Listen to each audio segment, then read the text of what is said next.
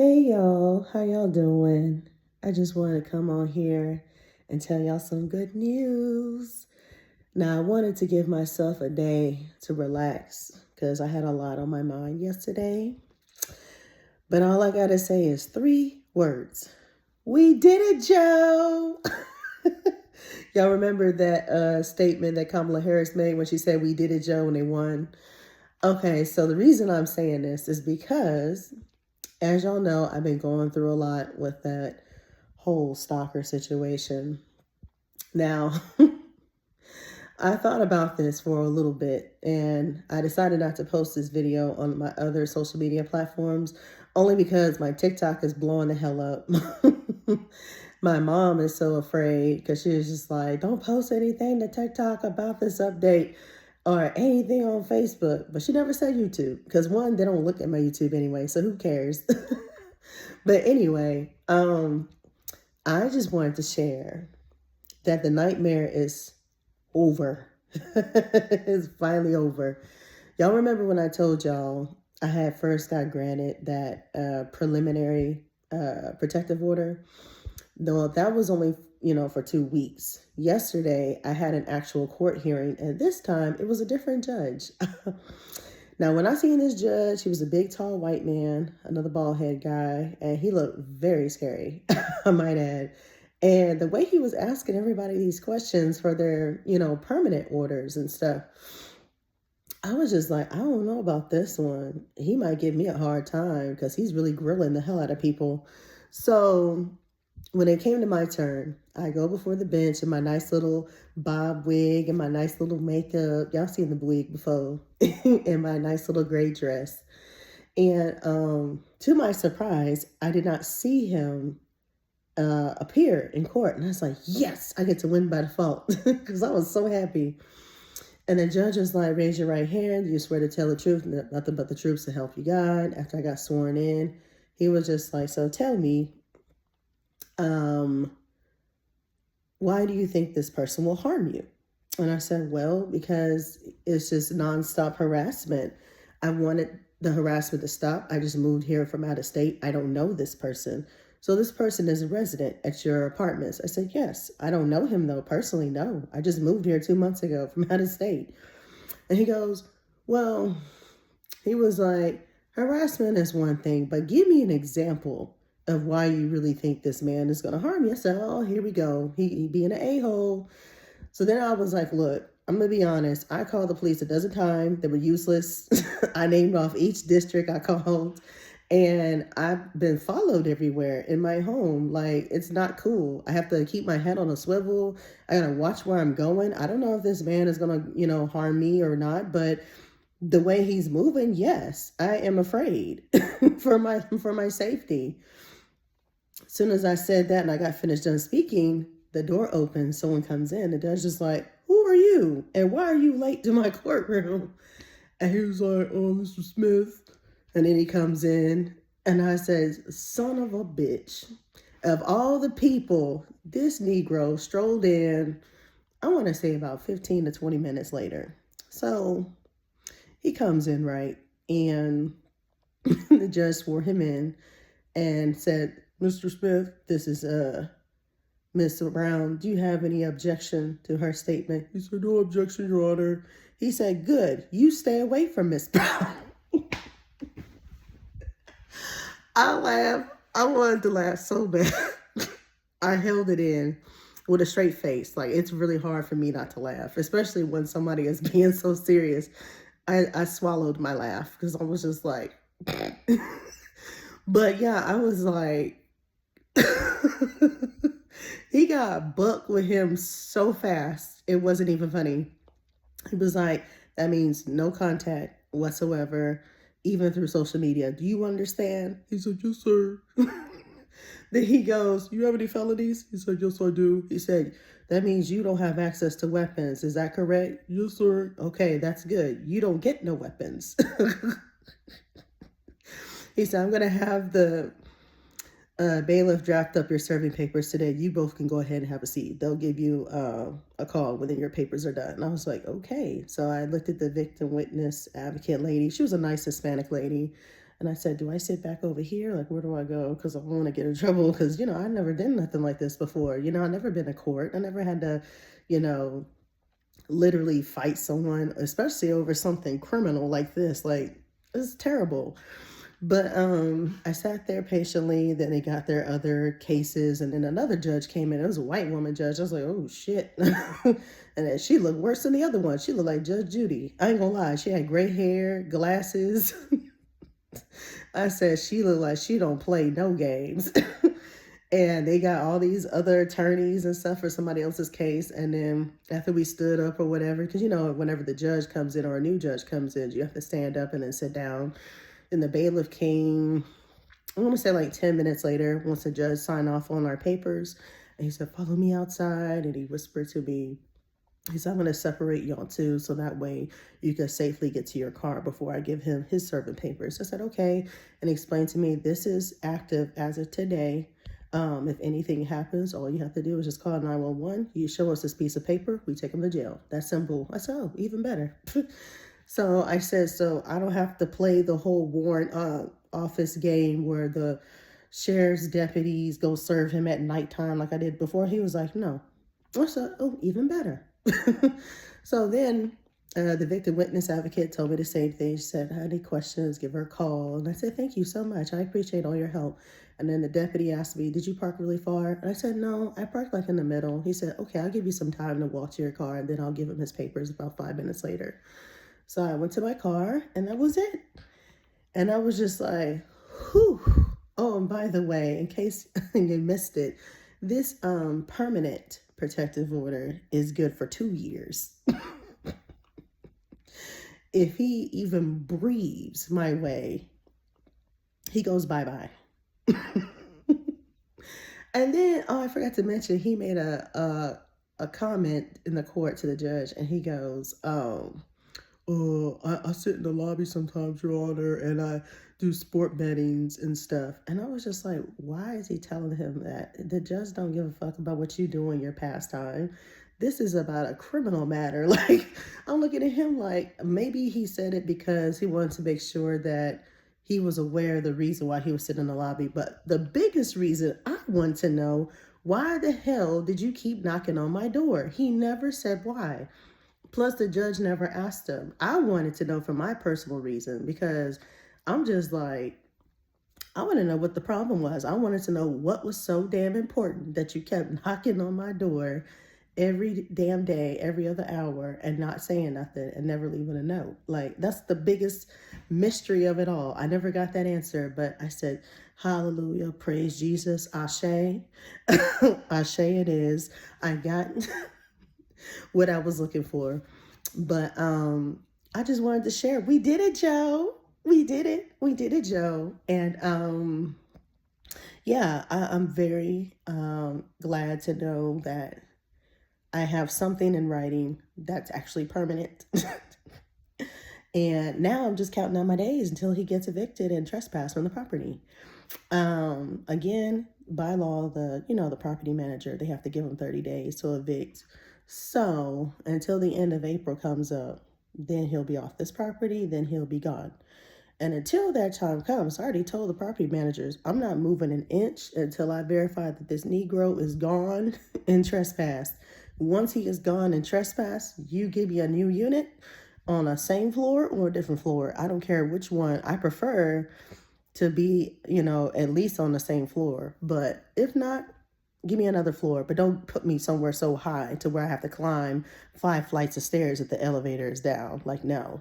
But we have plenty of elevators here. It's not like we just have that one, elevator in the hallway. We have 2 separate elevators on 2 separate hallways. And then if you're in the parking garage, there's a parking garage elevator as well. But yeah, I was so relieved. Y'all have no idea. I was so relieved to hear this yesterday, because I really didn't think that he was, going to rule in my favor. I really thought he was going to be an a-hole. I was so shocked. I was so shocked. And the craziest part is that he never asked me to present any evidence.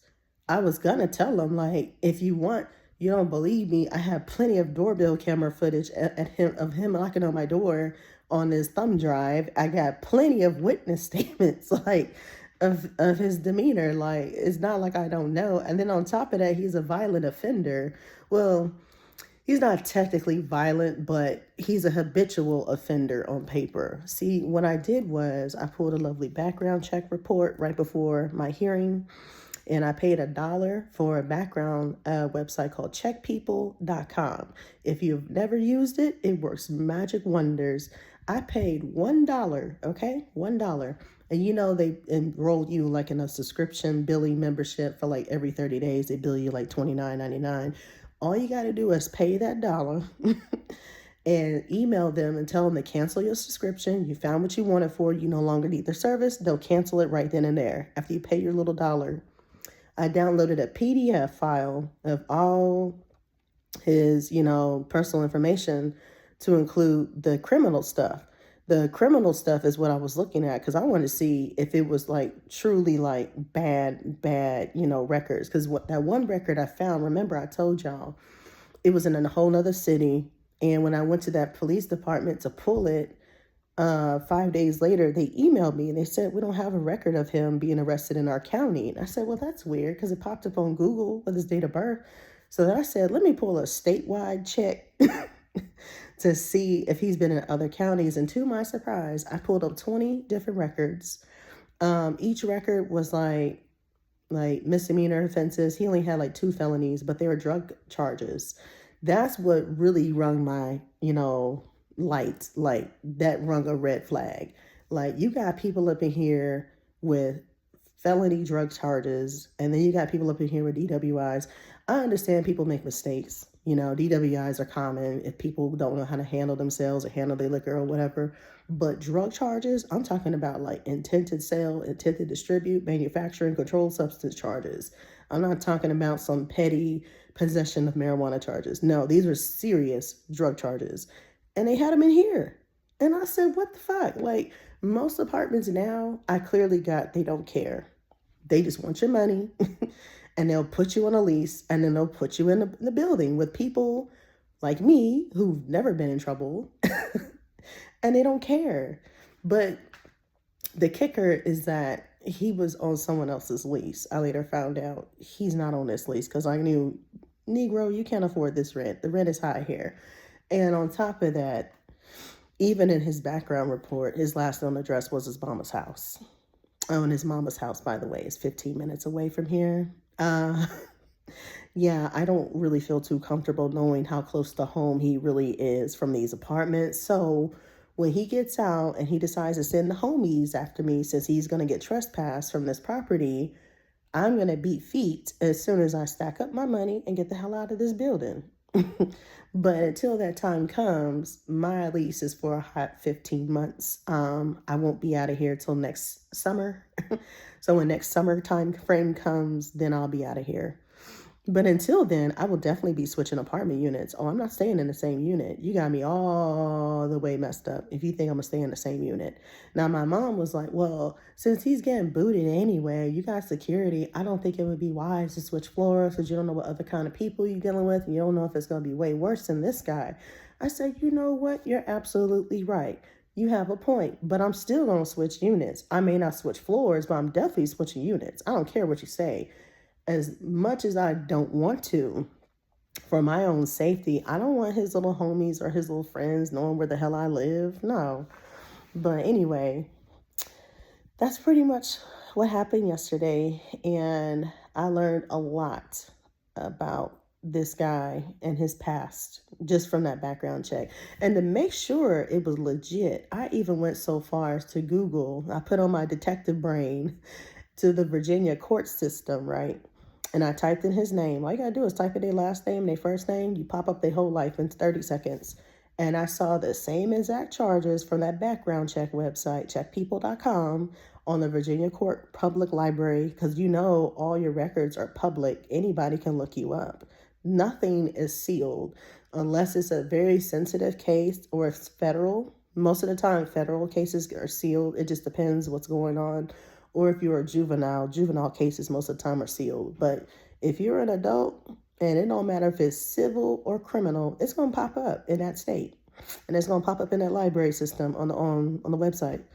But yeah, I looked at every one of them. He got charges from 2006, from his very first DWI out of high school, because he's only 37, to like 2018. Yeah, ranging from DWIs to drugs and a couple of traffic infractions, I might add. It wasn't nothing like speeding or jumping the median. No, this Negro was driving with a license suspended, revoked, no ID tags, no expired tags on the car, and that's what explains why he don't have a license. Because I was so confused. I said, now who brought this Negro to the court? Because he ain't got no car. He ain't got no license. Like, unless he drove a magical car that I don't know of, nigga, you driving dirty. You ain't got no ID.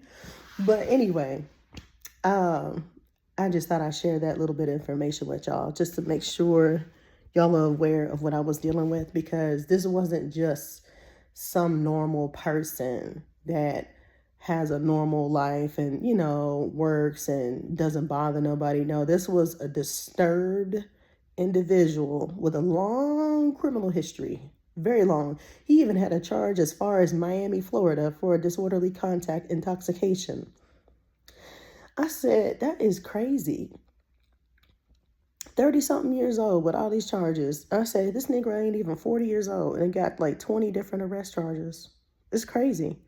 And then I even went so far to Google the last motherfucker that lived in this exact apartment I'm in right now, just to see like if he had any charges. Because I was curious. Because I said, well, his last name is Smith. They might be cousins. I don't know. They might be related. I could be wrong. Well, come to my surprise, he had charges too.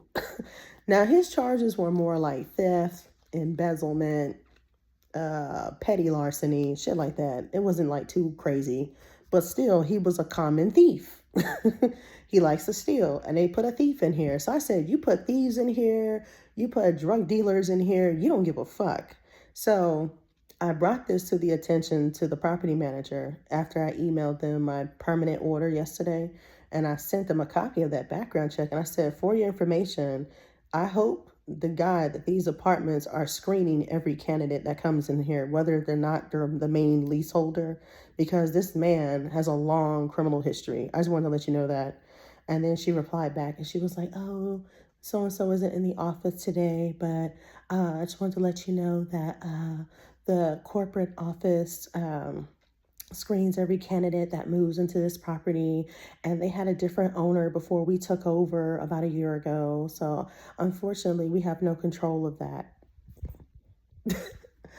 I said, whatever. Look, you can blame it on everybody else. Just know that y'all are supposed to have a reputation for luxury living, and this is nowhere near luxury, knowing that half the fucking people that live on this property are either criminals of some sort that have a past, and they're in this building and they're on a lease.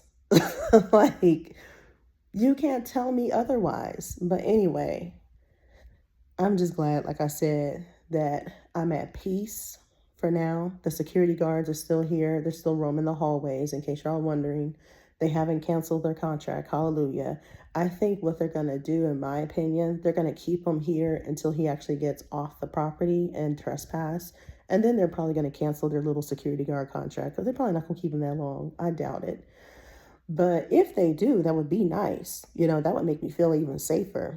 But if they don't, I understand, because, you know, times are hard and apartments don't want to spend money, even though they spent nearly $1 billion on upgrades on this building, and it's only been here since 2022. But it just goes to show you, like, it don't matter how nice the property is, how nice the people are in the neighborhood. You have to keep your head on a swivel. You never know who's watching you, who's following you, especially when you're a single Black woman like me. You have to be very, very careful. But anyway, I hope you guys enjoyed this lovely video and this lovely church announcement. I'm about to make dinner and call it a day. Y'all have a good day. Bye.